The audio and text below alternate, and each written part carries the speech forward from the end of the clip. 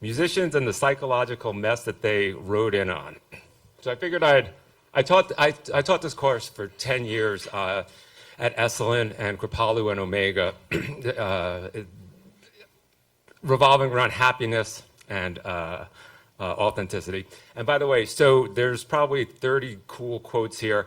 If you go to iraisrael.com/composers PDF, everything's there, so you don't need to take photos of the slides.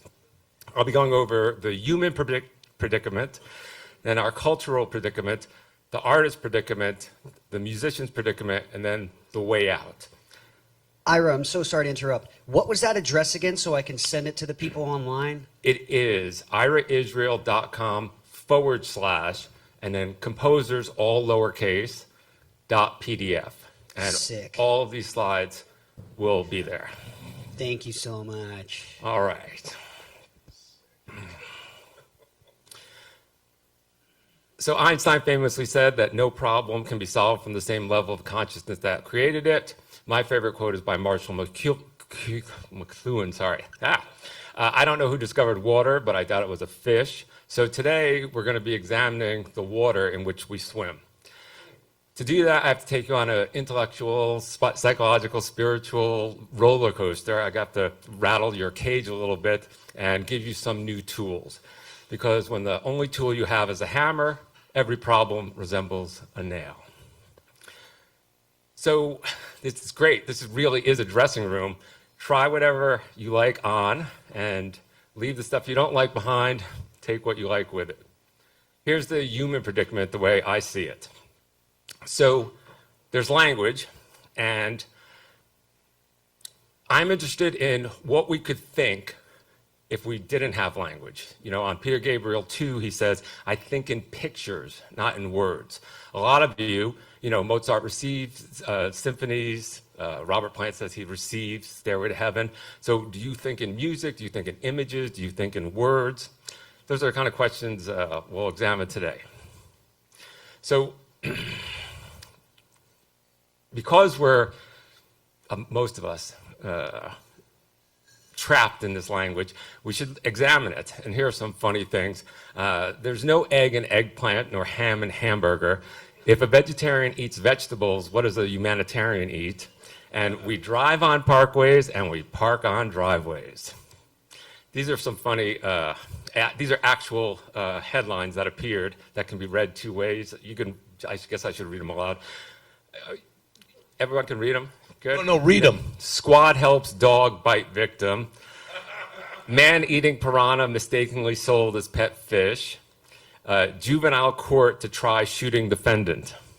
So you could see that's one of the interesting things about language. But could language actually be a cage, a prison? The French psychiatrist Jacques Lacan said, language thinks me.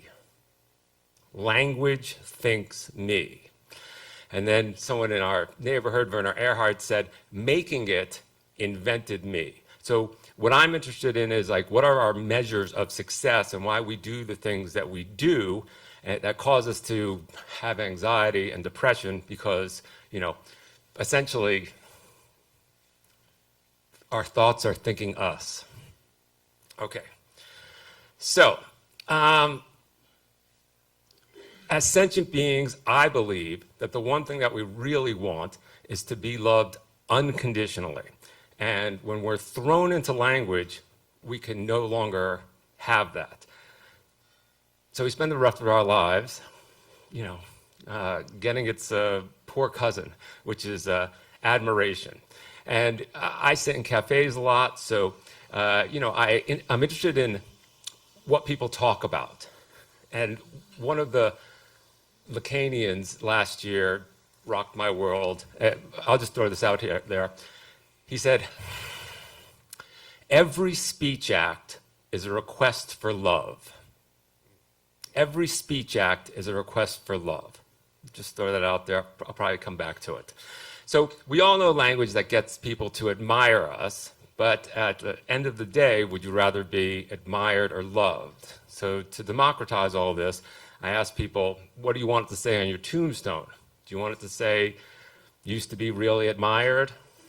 Do If you wanted to say wealthiest person in this cemetery, or owned a large house, beach house next to Bob Dylan's. Now, any sane person wants their tombstone to say beloved, right? Loving mother, loving father. And then, after that, we can talk about like the compulsion to be a musician. This is my favorite tombstone. Because I was born in the Bronx, I grew up in New York, and, we thought LA was like laid back, and I've never seen more fucking overscheduled, stressed out, crazy people. Like, oh yeah, I can be there at 11:15, but I have to leave at 11:30 for my life coaching, Pilates, Zoom thing. It's like, it's insane here. Thankfully, I'm preaching to the choir because it's Monday morning, and you guys are here. So, exactly. And these are the things I write about for Psychology Today now, and the things that are in my book. Leonard Cohen said this much more eloquently than I could ever say when he said, "We are not mad. We are human. We want to love, and someone must forgive us for the paths we take to love. For the paths are many and dark, and we are ardent and cruel in our journey." Okay, so as I said, I taught classes on authenticity for many years. I wrote a book on it. And what are the things that make us inauthentic? I mean, I have a solution to these things, which is attachment, atonement, attunement, presence, and congruence. I won't be going over those things today, but maybe if I'm invited back, I can talk about some of those things. But what do you guys see now? Yell it out. What do you see? Right, that's what you see. Well, I'll do it one more time. Anybody want to stand on their head and look at it? That's interesting. Anybody want to stand on their head? So the eyes are right side up? Here, this is what you really see. Now, everybody loves the singer Adele, right? So, beautiful photo of Adele. What do you see? Oh my God. This is called the Thatcher effect. This is how reliable your mind is. This is Adele. Anybody want to stand on their head? Nobody today? No. Yeah, good. This is what you really see. I'm going to ask two questions. I want you to yell out the answer. What's the color of snow? And what do cows drink? Milk. Oh, shit. I said milk. Okay. He did. Everyone's seen this. For the people at home, cows drink water. But that's called priming. So that's what happens. You primed me, motherfucker. So that's what happens when you're innocuously on the internet and all of a sudden there are 18 things for like MAC lipstick in the corner of your eye. And then all of a sudden, like Black Friday, you're like, you know what I really need? MAC lipstick. Milk. So you've all seen this chart. Everybody has things that they know. They know how to play a C chord on a piano. They know how to use an iPhone. And then there are things that you don't know. You don't know how to change a carburetor on a Bugatti. You don't know how to get your kids to listen to you. And then everything else is what you don't know that you don't know. And that is infinite. It is infinite. Right? Take a look at this. What happened to Alex? She had to leave town early to get to a meeting. It's too bad. Where's she live? Chicago. You gonna go and see her? Don't really have that kind of relationship. Try right over there. That's right. What kind of relationship do you have? You know, casual. Sounds pretty special. It works for us. Don't you think there's a future there? I never really thought about it. What's going on here? Really never thought about it? No. How can you not think about that? How does it not even cross your mind that you might want a future with someone? It's simple. You know that moment when you look into somebody's eyes and you can feel them staring into your soul and the whole world goes quiet just for a second? Yes. Right, well, I don't. You're an asshole. So most of us are not that fortunate to know what we don't know. But what you should take away from this is don't believe everything that you think. This is the funniest photo on the internet, right? And I make a joke that's sometimes off color, but if you look really closely, What do you see up in that cap? Texas. Wow, that didn't go over. Do I have to explain this? I'm moving on. Okay, there's no immaculate perception. The map is not the territory. That's one thing I hope you take away from today. Rene Magritte has this painting, Ceci n'est pas un pipe. You cannot smoke a painting. These are symbols. That's what we're looking at today.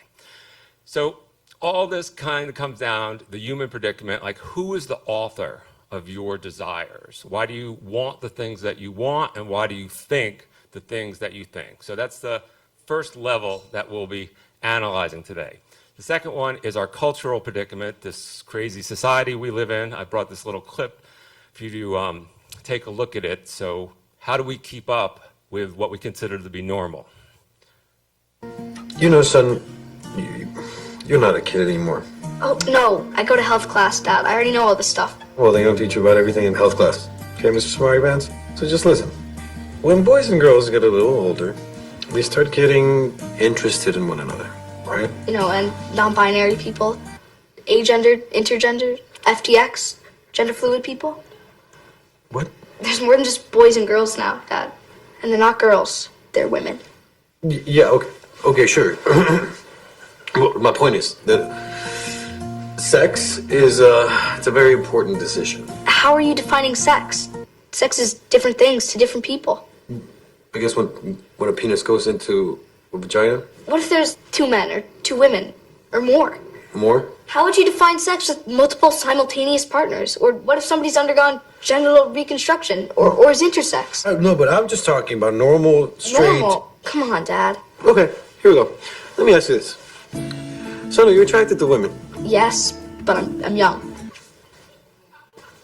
Is Emily a woman? Biologically. Okay, you're attracted to women. Emily's a woman. So if you were to have sex with Emily... I wouldn't just have sex with Emily. We'd have to make that decision together. Homecoming's not an excuse to ignore consent. I'm not saying to ignore consent. I never said ignore consent. You and Emily, right, consensually decide to have sex. Vaginal? Yes, vaginal. Just the two of us. How many people do you want? Yes, just the two of you, Colin. And I'm playing the traditional male role? Go to homecoming. You seem like you really wanted to talk about this. No, I don't want to talk about anything. Ever again. So I can go. Please do. Ow, thank you. Don't forget your corsage. Hey, Dad. Yeah. How do I look? You look very handsome, son. That's gender coding, but... Get out of my house! That is great, man. I love that. What's that from? It's some young comedian. I'll get it for you. It's on YouTube. It It's was yeah. great. But you can see on the first level, we have the human predicament, and then we're living in this crazy society. Thomas Kuhn, philosopher of science in the 60s, said that the paradigm shifts every 25 years. I think right now, like, I don't even, are we at war today? Like, are we, I don't know anything right now. Like if I don't have my phone vibrating, you know, so the paradigm is shifting faster than we can keep up with it. Okay, well, let me go back to that. So the third thing is the artist predicament. And yeah, let me see what I have to say about that. So the reason I use the word predicament is because we all live in this system of capitalism where we all have to earn a living.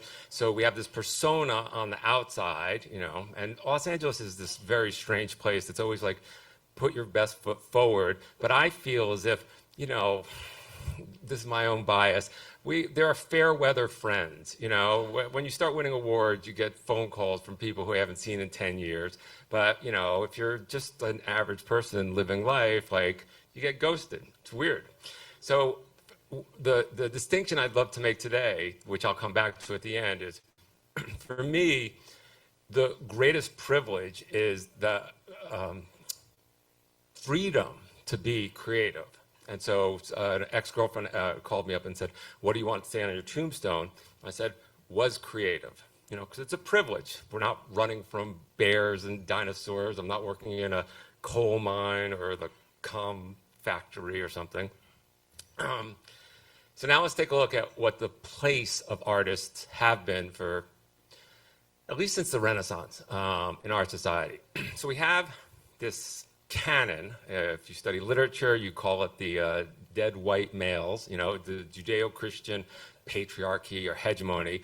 And then artists have been, you know, progressing or wanting our culture to move forward in some ways. There are different iterations. In my book I wrote, if you went up to a feudal lord in 1380 and said, you know, someday these serfs are going to ride horses to a factory and be paid in shillings, right?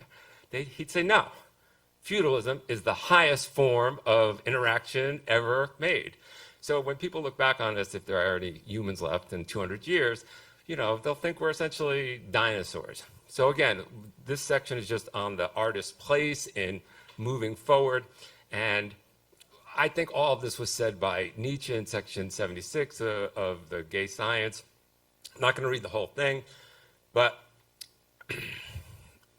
we have to have some agreement to interact. Language, stories, myths, music, things like that.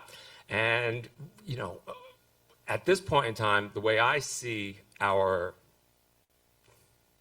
predicament is that we have conservatives trying to conserve the old white male Judeo-Christian hegemony, and then we have the progressives who are, you know, progressing. And so all of us artists, you know, I think, are on the right side of history because we're trying to bring the next incarnation of a more equitable society. Okay, now, under the fourth level is the musician's predicament. And this is what I always wonder. Where do songs come from? There's probably 30% of you that's, will say me, and then there's probably about 30% of you that would say her, and then I don't know what the other people would say. AI. But AI, right. But the reason that question's so important for me, and again, to go back to what Phil asked, like I got into all this stuff because I was ripped to pieces in a car accident and had to go through 2 years of surgery to put this space back on my head and this leg back on my body. And it got me thinking, you know, how is the universe operating, that these events happen? Okay, so this relates to how the universe is operating for me. So 3 weeks ago, Richard went to a play, and then he invited Manny Oliver to this room. And it was so incredibly powerful and moving and wonderful. And that was on Monday morning 3 weeks ago. Tuesday night, I'm on a date at Xeon in Beverly Hills, 9:30 at night, and I see Martin and Gary walking down Cannon Boulevard, right? So I pull him over because I was just telling this story about Manny Oliver, and it's just like the timing was just uncanny. So I pulled them over. They come, we're talking, and then all of a sudden, Gary, who's not here today, he says, "You were friends with Michael from Syria." And I'm like, "What?" He goes, "You and I had drinks 15 years ago." And I'm like, "Whoa, that's kind of crazy. I don't know that. I've seen him here, things like that." And, that's just like one interaction, 15 miles apart. Could be coincidence, could be whatever. So cut to Sunday morning. I get the New York Times delivered every morning. Even when I lived in Paris, you could go to Shakespeare and Company and get it on Monday morning. So Sunday morning, for some reason, the first time ever, like the New York Times just doesn't come. So by 1 o'clock, 2 o'clock in the afternoon, I'm verklempt. I am just like, what the? And then I just said to myself, okay, if you still lived in Paris, what would you do? And I lived across the street from the Louvre, and I'd be like, I go to the Louvre, just walk around, try to get inspiration. So I drive downtown to LACMA. I was there 3 times at the new Geffen place. I walk around LACMA, and by now it's 4 o'clock, and I'm 60 years old, so 4 o'clock is nap time, right? But instead, I bump into Martin and Gary for the third time in the third city in 7 days. Again, how is the universe operating? And then I saw him again on. It's just, again, I'm not adding more unknown to the already unknown, but go back, answer the question, like when you get in the flow and you're there, and that's the best I think that any of us can do, is know the preconditions to be in the flow. And then you sit there and you, according to Elizabeth Gilbert, or who interviewed Tom Waits and a bunch of other people, you create the preconditions to receive this beauty from the universe.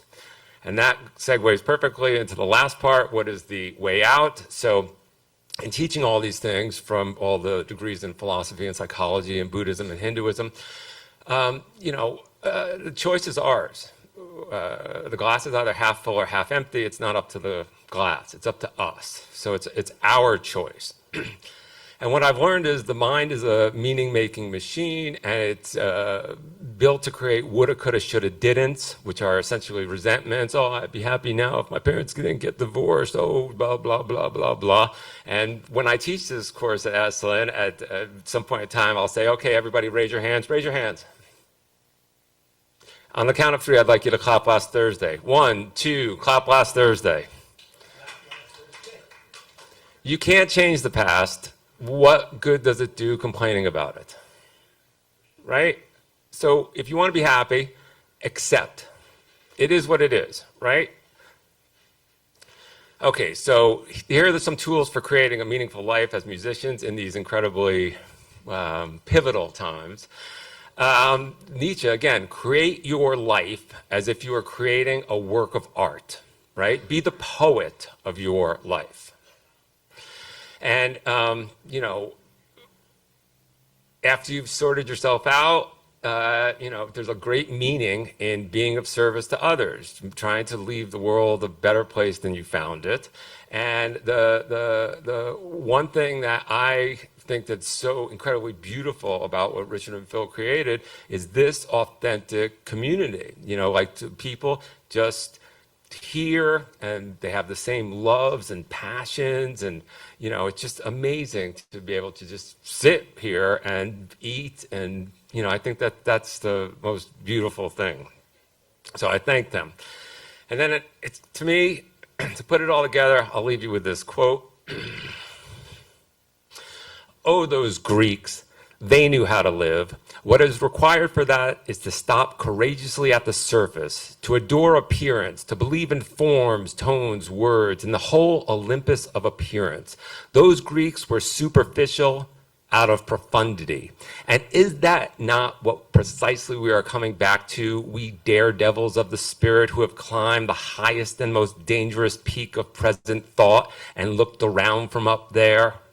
We who have looked down from there, are we not precisely, in this respect, Greeks, adorers of forms, of tones, of words, and therefore artists? And if that doesn't inspire you, maybe this will. Here's a new definition of hell. On your last day on earth, the person you became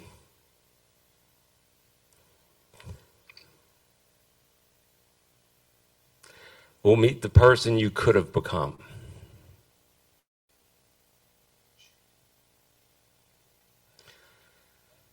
So that's my personal identity to you.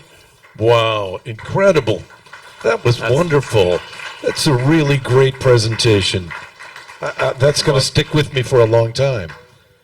Can we ask some questions? Go right ahead. Please raise your hand if you have a question. I want to get that. You said create, and I really identify with this. Create the circumstance. Is that what you said? The preconditions for create the precondition for allowing the flow. Like this is stupid, but like for me, it's like smoothie, 7:30, play with the cat, coffee, 8 o'clock. Like, and I just know what I need. I go swimming for 20 minutes, and then all of a sudden there's this thing that happens, and I'm like clear of my own mishigas for any of the Hindus, no, the craziness in my head, and then I can just, be in the flow. That's I get me. it. But that for other people wake up So at that's 3 the in the morning. precondition, right? For me. So But in other you have words, to find that I for want to you. break that down a little bit. Go ahead. So, and forgive the language. So you create the precondition, which really you mean do the things that generate love. Absolutely. And this is interesting because we started this conversation talking about, I taught the Upanishads and the Gita. So Hindu philosophy, and then Buddha was a Hindu the way Jesus was a Jew. And there's a whole other paradigm or way of seeing how the universe is operating other than our scientifically based one. So that's why, don't believe everything that you think. When I bump into Martin and Gary 4 times in 7 days, I don't say, oh my God, this is this or this is that. I'm just like, okay, didn't get the paper on Sunday morning, was crazy on Sunday afternoon, decided to go to LACMA for the first time on a Sunday afternoon, missed my nap, but I bumped into these 2 gentlemen. I think I'm in the flow. I see. So you don't really attach a meaning to that. You just accept it and you're grateful. And for me, a patient last Sunday morning said, you should really go see the films Backrooms and Obsession. And I'm like, well, are those horror movies? And he said, yeah. And I fainted during Saw 22 years ago, about 20 minutes in. So I left, and that's the last horror movie I saw. So I tell my patient, I'm just like, no, thank you. Like, I don't see horror movies, don't need those images, can't unsee them, spent a lot of time doesn't matter. So he says, they're really psychological. And I'm like, okay, well, it's $7 Sunday afternoon, So I went to go see Backrooms, and has anyone seen it? What's it called again? It's called Backrooms, and it should be at the Tate Modern. It should not be at the Lenley. It's really Backrooms. It's a masterpiece artwork.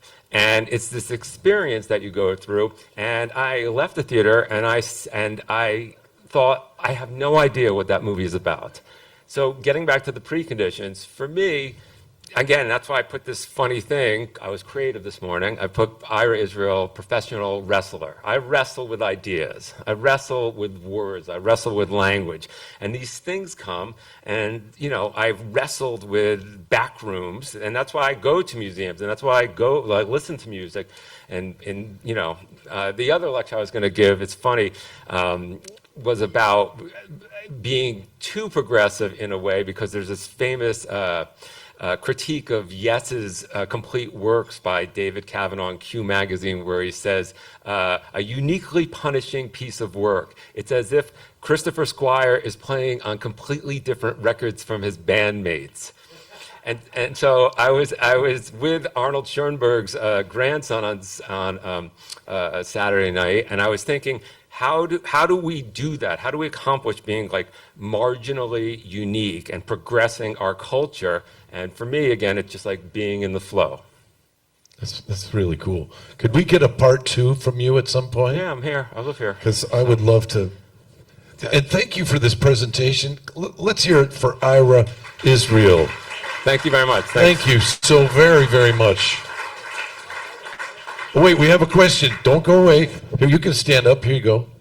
Are you a fan of Alan Watts? Yeah. So repeat yes. the question So- for these, because they didn't hear it. They So didn't the people hear it. out, this gentleman asked if I was a fan of Alan Watts, and so I think that getting back to how this all started, Vedanta is the end of the Vedas, the Upanishads, and I think that a lot of the beautiful indications of how our reality is occurring were addressed 1,500 years ago. So yes, Alan Watts taught Vedanta, and so do I. Again, Love that. Thank you very much for. Wait, we have a question back here. Hold on. You hold on to that. Okay. I'll hold on to this and get back to you. And by the way, the Refugees are amazing. I listened to them during Soundtrack. I'm so yeah. Well, psyched. you're gonna love this band. Yeah. Thank you for your speech and everything. I'm curious as to how artists escape like priming. You mentioned that and how it kind of like subconsciously shapes us. And in order to be like an authentic artist, you kind of have to resist the constant like force in one direction or like preservation of something that's already established. So I'm just curious as to how you. I'm going to answer it See two that. ways. The first way I would say is to question everything, even your own thoughts. And the second way is to develop a narrative as to why you think the things that you think and why you want the things that you want, and know that that narrative is dynamic, that it could change. But at this point in time, today, I think I should be doing this, and I should be here eating these delicious eggs and talking to you wonderful people. And you know, you have a narrative. I mean, Yuval Harari says, you know, everything's a story. The Iranians have a story. The Israelis have a story. Everybody has a story. So the sooner we realize that, and that's the distinction between fundamentalism and then relativists. The fundamentalists think that everybody should think what they think, and then the relativists are like, no, it's cool, you know, as long as you're not hurting anyone else, just, you know, enjoy the privilege of being alive. Thank you. It's amazing. Let's hear it for Ira Israel. That was wonderful.